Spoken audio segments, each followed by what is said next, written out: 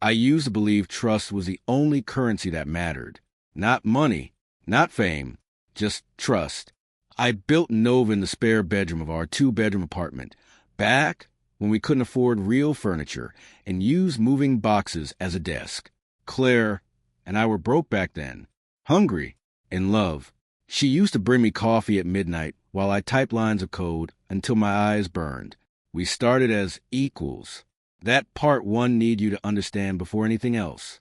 I wrote every piece of Nova, every function, every neural layer, alone in that room while she took meetings in coffee shops, because we couldn't afford an office. She had this way of talking to investors, this warmth that made people believe in things before they existed. I had the code. She had the charm. Together, we had a shot. The night Nova finally worked, I remember screaming so loud the neighbors banged on the wall. "It's alive," I said, spinning my laptop toward her. Look at this." Claire leaned over my shoulder, her eyes scanning the output on the screen. "This is it, Adam," she whispered. "This is actually it. We're going to change everything," I said. "We," she repeated, smiling. "Always we." I believed her completely. That night, I did something I never told anyone about until much later. I gave her full admin access to everything. The source servers, the deployment keys, the encrypted vaults where Nova's core architecture lived. All of it. "Claire," I said, sliding my laptop toward her, "I want you to have this. All of it. If something happens to me, you should be able to run this company without waiting on anyone." She looked at me for a long moment, like she wasn't expecting that. "You trust me with everything," she said quietly.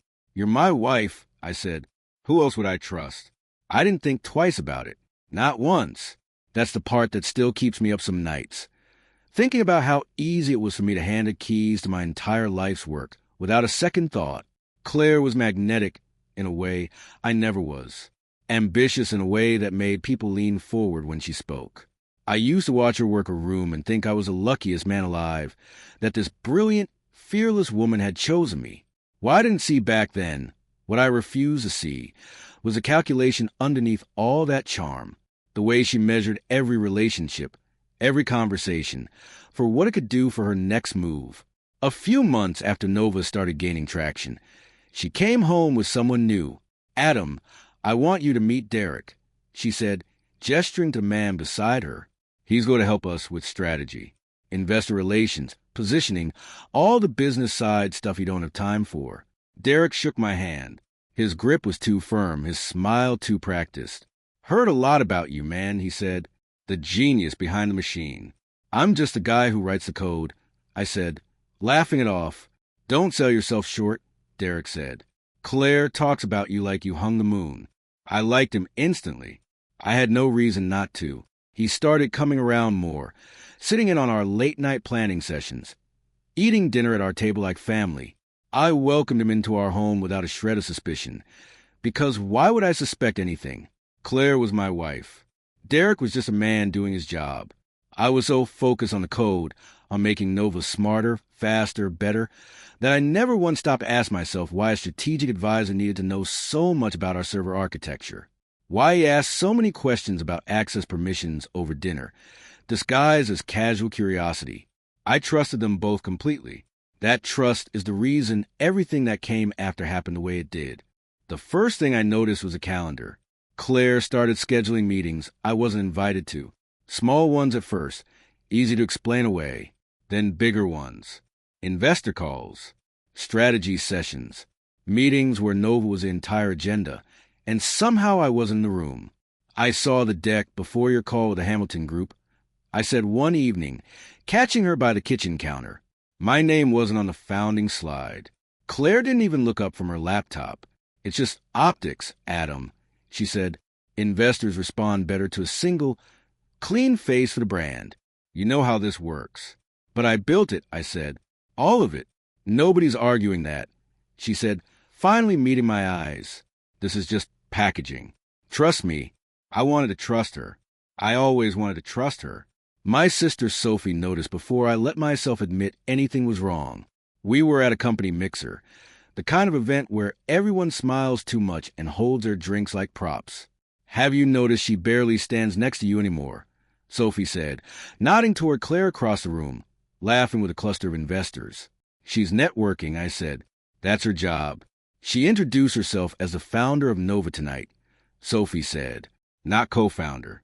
Founder. I heard her. That's probably just a slip, I said. Adam, Sophie said, grabbing my arm gently. I love you, but you've always given people too much credit. Watch her. Just watch. I brushed it off that night, but her words stuck somewhere I couldn't shake. A week later, I had lunch with Nathan, my old professor from university, the man who taught me half of what I knew about building systems that actually mattered. You gave her admin access to everything, he said, stirring his coffee slowly. The servers, the source code, the deployment keys. She's my wife, I said. Of course I did. Nathan set his cup down. I've watched 100 students build things worth protecting, he said. The ones who lost everything always made the same mistake. They gave away their only leverage because they trusted the wrong person completely. Claire isn't like that, I said. I hope you're right, Nathan said.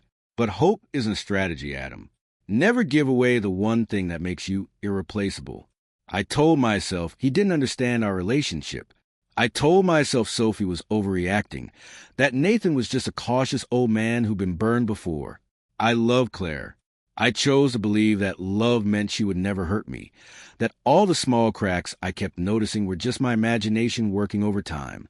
That night, Claire came home late, dropping her bag by the door with a tired sigh. Long day, she said. I need you to sign something for me. What is it? I asked. Just some tax restructuring paperwork. She said, sliding a folder across the table. The accountant needs it filed by tomorrow morning. Boring stuff, I promise. I flipped through the pages without really reading them. Dense paragraphs, legal language, the kind of document designed to make your eyes glaze over. Where do I sign? I asked. Just initial each page and sign the last one, she said, already halfway to the bedroom. Thank you for trusting me with this stuff. I know contracts aren't your thing. I signed every page without hesitation. I didn't read the fine print.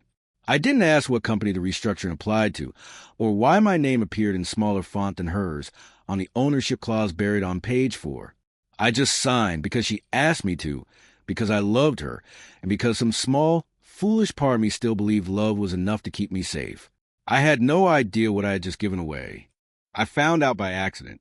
I was digging through old email attachments, looking for a server backup log, when I stumbled onto a copy of the document I signed weeks earlier.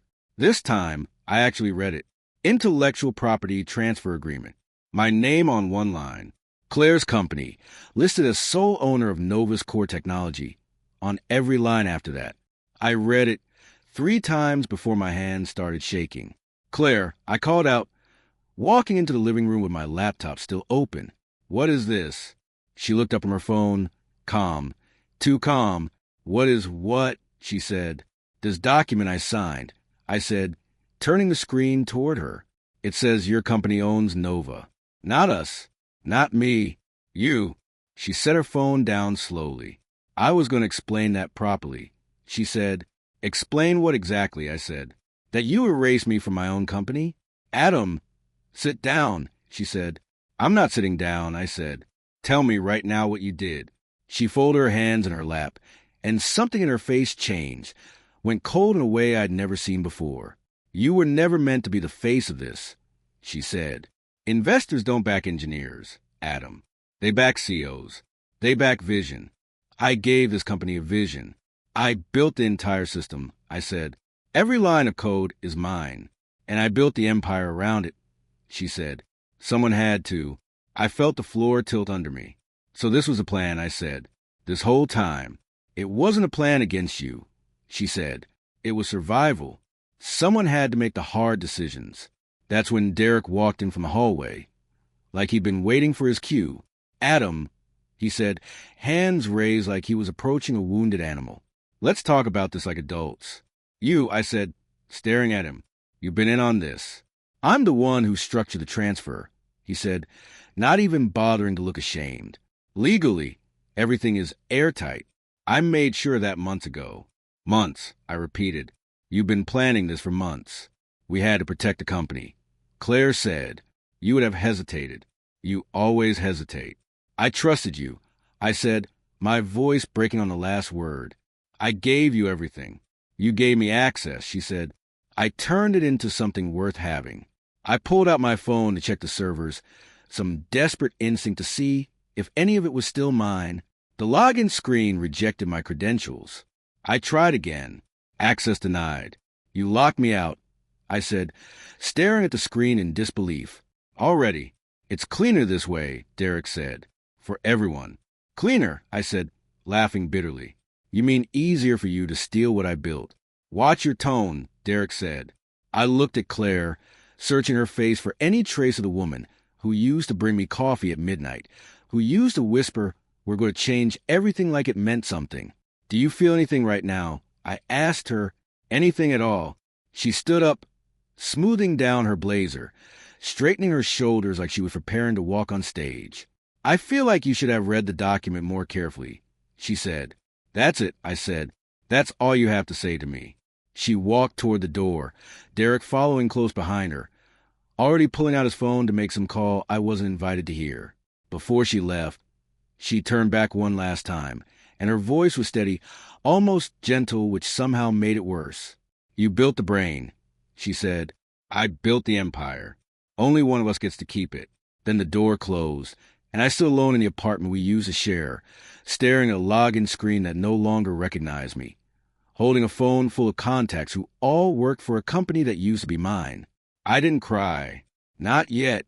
I just stood there, replaying every warning I ignored, every small crack I explained away, until the silence in that room became the loudest sound I'd ever heard. Sophie didn't ask questions when I showed up at her door with one bag and no explanation. She just stepped aside and let me in. You can have the couch, she said, or my bed. I don't care. Just stay. I don't want to talk about it, I said. Okay, she said. Then don't. But you're not going back to that apartment tonight. I stayed on her couch for 3 days without really moving. I stopped checking my phone because every notification felt like a reminder of everything I'd lost. Sophie brought me food I didn't eat and sat with me in silence, which somehow felt heavier than any conversation could have. You need to see someone, she said eventually, a professional. Not me. I'm fine, I said. You haven't showered in 3 days, Sophie said. You're not fine. She scheduled the appointment herself and physically drove me there. Dr. Bennett's office was small, quiet, lined with books I didn't bother reading the spines of. Tell me what happened, Dr. Bennett said. I told her everything. The document, the servers, Claire's face when she said only one of us gets to keep it. Dr. Bennett listened without interrupting, taking slow notes. You keep saying you should have seen it coming, Dr. Bennett said. Tell me what you mean by that. She always wanted me behind the scenes, I said. I thought it was because I was shy, because I preferred the work over the spotlight. Did you prefer it? Dr. Bennett asked. Or did she convince you that you should? I sat with that question longer than I wanted to.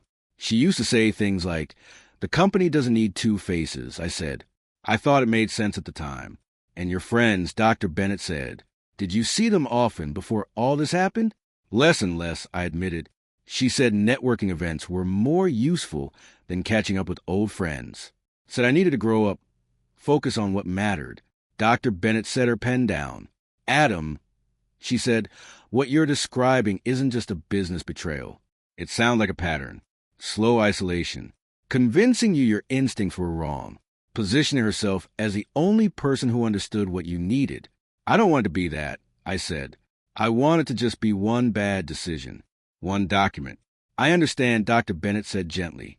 But healing starts with seeing clearly, even when clear is painful. That night, back at Sophie's apartment, I lay awake replaying years of memories through a lens I couldn't unsee. Every time Claire steered me away from a stage. Every time she rescheduled dinners with friends I used to trust. Every soft, reasonable sentence that had slowly boxed me into a smaller and smaller version of myself. I thought about just letting her have it all. Maybe I should disappear. I told Sophie the next morning. Move somewhere else. Start over. Let her keep the company. The name, everything. Sophie looked at me like I'd slapped her. Absolutely not, she said. That's not strength, Adam. That's surrender. I don't have the energy to fight her, I said. Then rest, Sophie said. But don't you dare disappear. You didn't spend years building something incredible just to hand it to the people who stole it from you without a fight. I didn't answer her.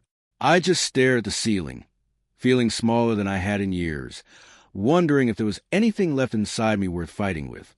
Sophie asked me to clean out the storage closet, said it would help to have something to do with my hands. That's how I found the old hard drive, buried under cables and dead laptops from years ago. I plugged it in without much hope. Old test builds, early prototypes, failed versions of Nova that never made it past testing. Then I saw a folder I hadn't opened in years. Failsafe_, it read. My stomach dropped as the memory came rushing back. I called Nathan immediately, pacing Sophie's living room with the drive in my hand. I need you to remember something with me, I said the moment he picked up. Adam, it's late, he said. What's going on? Do you remember the early architecture reviews? I said. Before Claire even had investors interested, I built a failsafe into Nova's core. Nathan went quiet for a second. The kill switch, he said slowly. I remember you mentioning something like that once. You said it was a safety measure in case the system ever got compromised. That's exactly what I said, I replied. But I never told anyone how it worked. Not even Claire.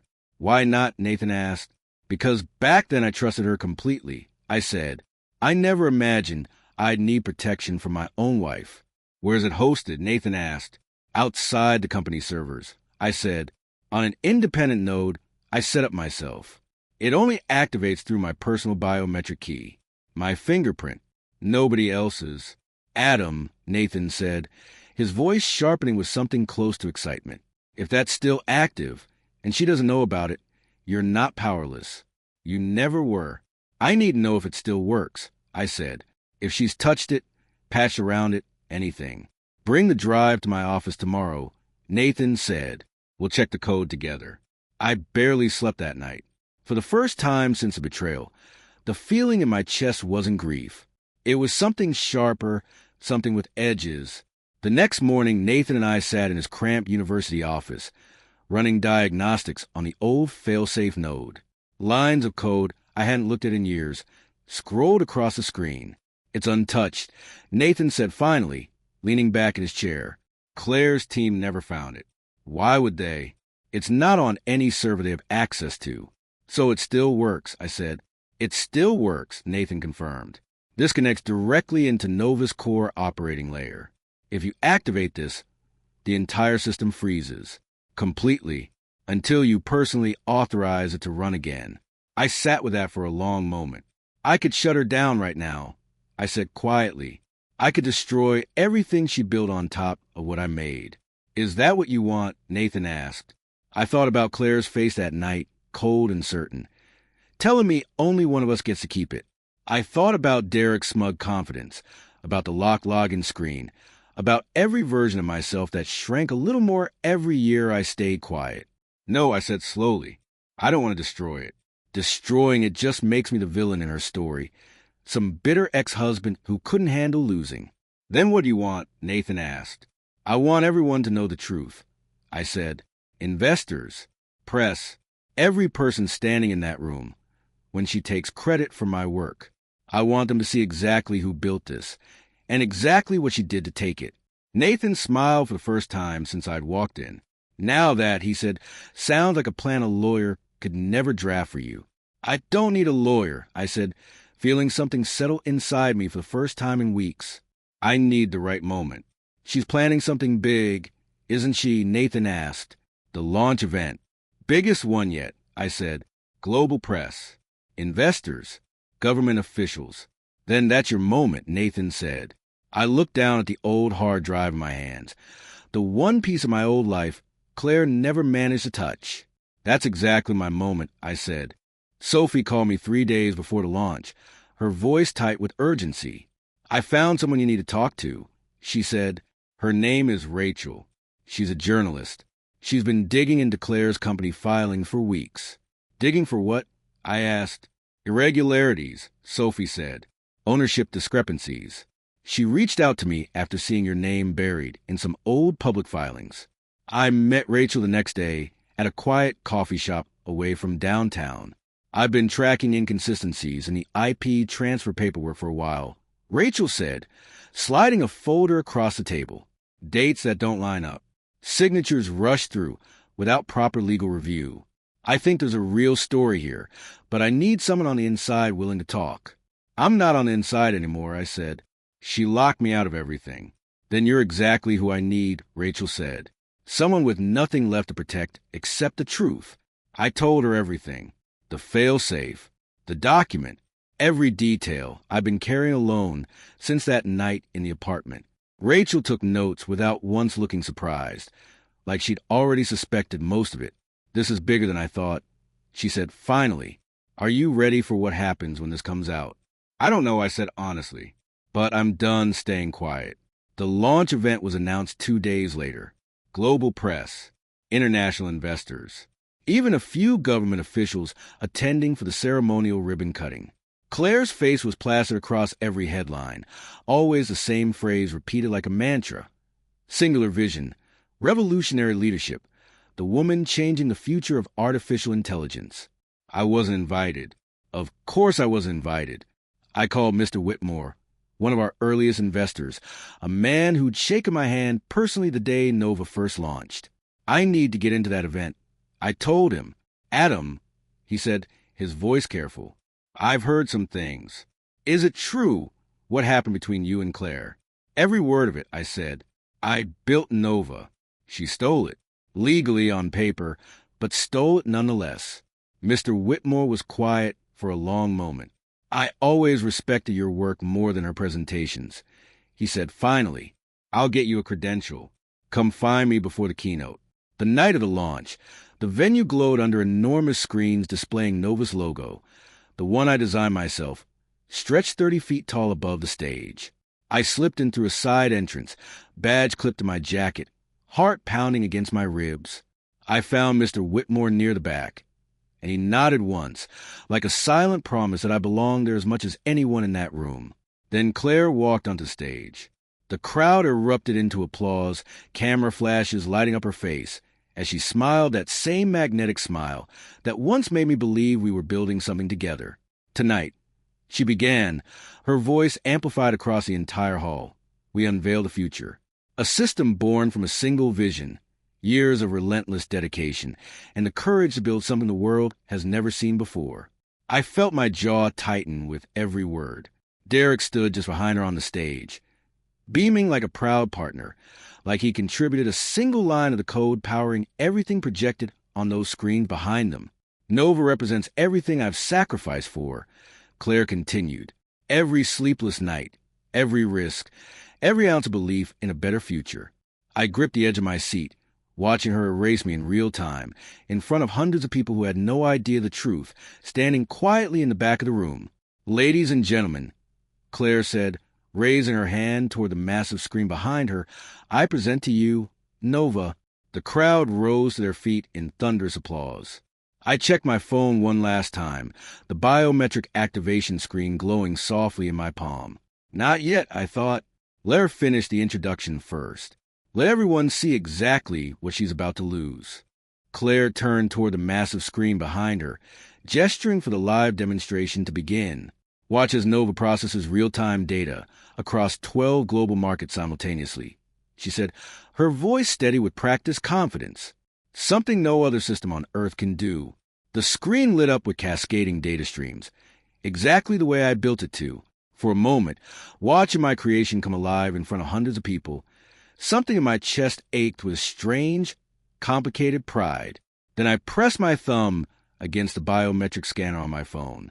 The screen behind Claire froze mid-sequence. Data streams stuttered, then collapsed into static gray. A soft, mechanical voice echoed through the venue speakers, calm and clinical against the sudden silence. System authorization required. Awaiting primary override. Claire spun toward the screen, her smile faltering for the first time all night. Technical difficulties, she said quickly into the microphone, forcing a laugh. We'll have this resolved in just a moment. I know exactly what's happening, I thought, standing up slowly from my seat. Derek rushed toward the side panel, tapping frantically at a laptop connected to the main servers. It's not responding to any of our commands, he said, loud enough for the front rows to hear. Nothing's working. Restart it. Claire hissed under her breath, the microphone still catching every word. Now, I can't, Derek said, panic cracking his voice. It's asking for some kind of primary authorization key. I don't even recognize this protocol. I walked down the center aisle, past rows of investors murmuring to each other, past government officials exchanging confused glances, until I reached the edge of the stage. I know why it's frozen, I said, loud enough to carry. Every head in the room turned toward me. Claire's eyes found mine across the stage, and for the first time since the night she signed away my life's work, I watched genuine fear flicker across her face. Adam, she said carefully, what are you doing here? I climbed the short steps onto the stage before anyone could stop me, and Mr. Whitmore's earlier words echoed in my mind. Come find me before the keynote. He'd made sure I had a badge that got me exactly this close.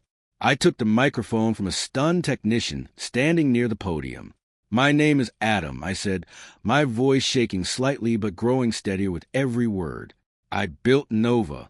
Every line of code, every architecture decision, every safeguard embedded in that system came from me. Get him off the stage. Claire snapped toward security near the wings. Before anyone moved, I kept talking. The system you just watched freeze isn't broken, I said. It's protected.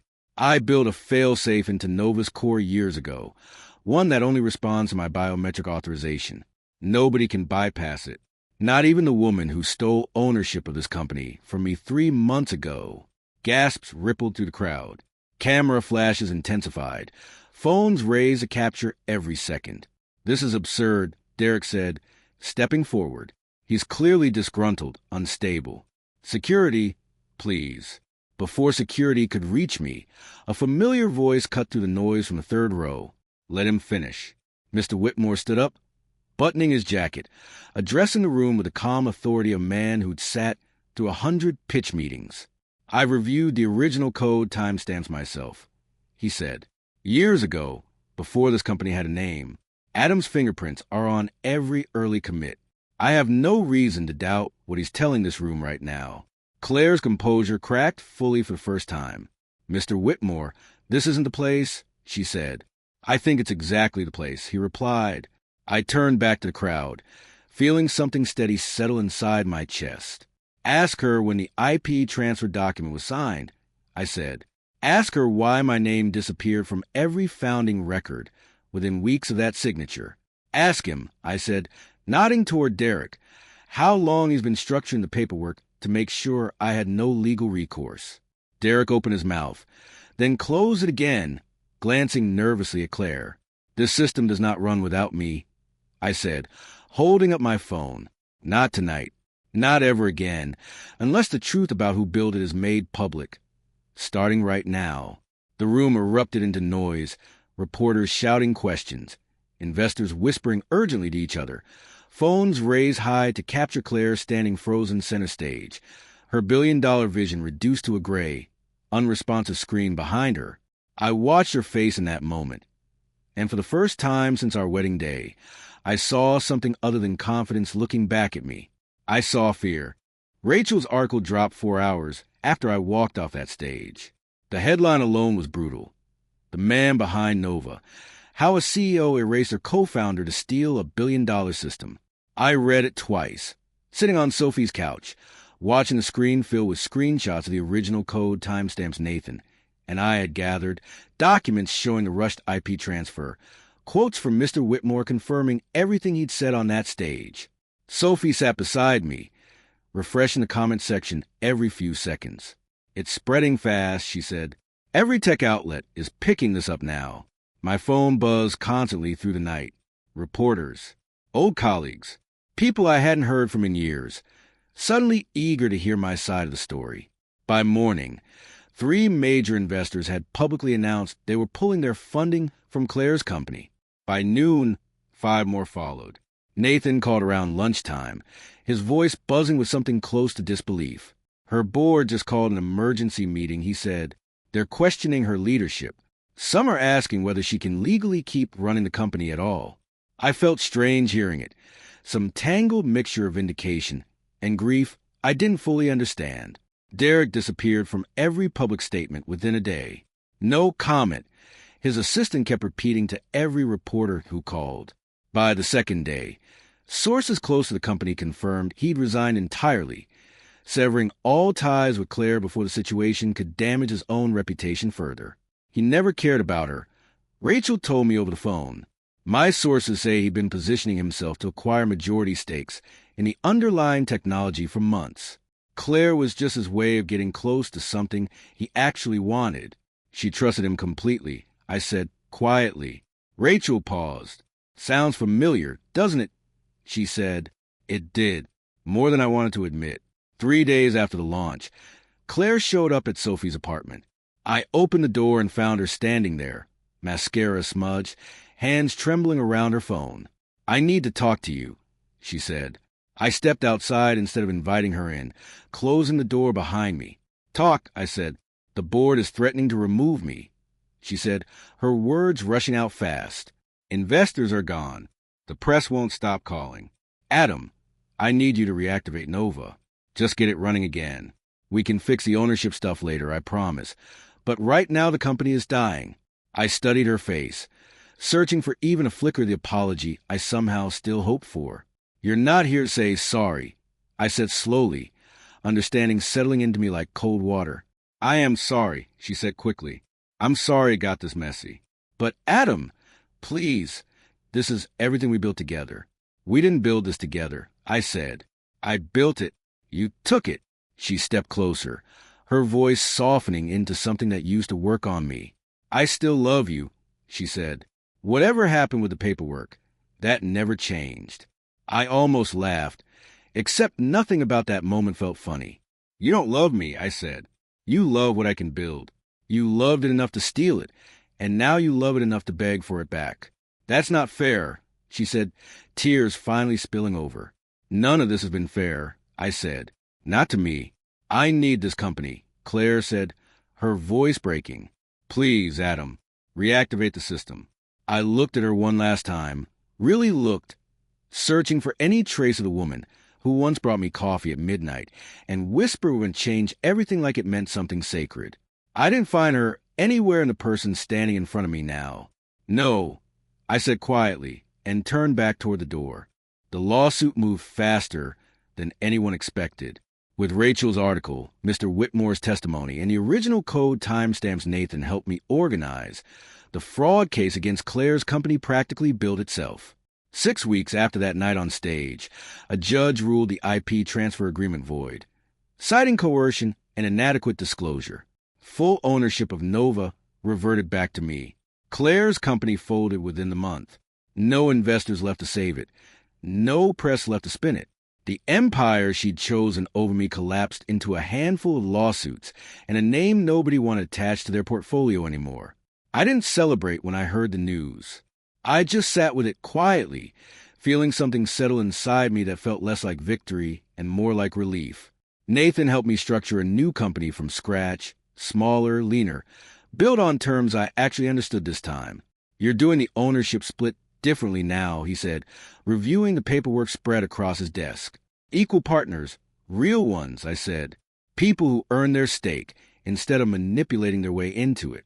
Mr. Whitmore came on as our lead investor, insisting on transparent terms from day one. I should have backed you from the start, he told me. I let her charisma outweigh my judgment. I won't make that mistake twice. Sophie became my first hire, running operations with fierce protectiveness that reminded me every day why family mattered more than any empire. You're allowed to be visible this time, she told me one evening, watching me review a new pitch deck with my name listed clearly as founder. I'm still getting used to that, I admitted. Get used to it fast, she said. You earned it. Months passed. Nova relaunched quietly, without the massive screens or global press circus Claire once demanded. Just a small stage, a modest crowd of investors who actually understood the technology, and a room full of people who'd stood by me through every version of this story. I stood behind the podium that night, Nova running smoothly on the screen behind me. No failsafe required. No fear of betrayal hiding in the code.